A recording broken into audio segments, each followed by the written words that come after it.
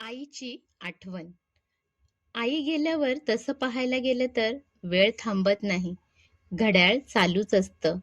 दिवस पुढे सरकतच राहतात. पण आयुष्य मात्र कुठेतरी थांबल्यासारखं वाटतं.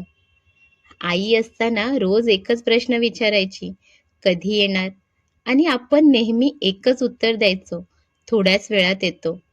त्यावेळी तो थोडा वेळ कधीच कमी वाटला नाही. काम होतं, घाई होती, पण तो थोडा वेळ कधी आलाच नाही. आज कोणाचाही फोन नाही, कोणी वाट पाहत नाही, कोणी विचारत नाही पोहोचलास का? आणि तेव्हाच कळतं वेळ उरतो, पण तो वेळ कुणासाठीच नसतो. आई असताना आईसाठी वेळ कमी होता, पण आपल्याला आपलं आयुष्य भरलेलं वाटायचं.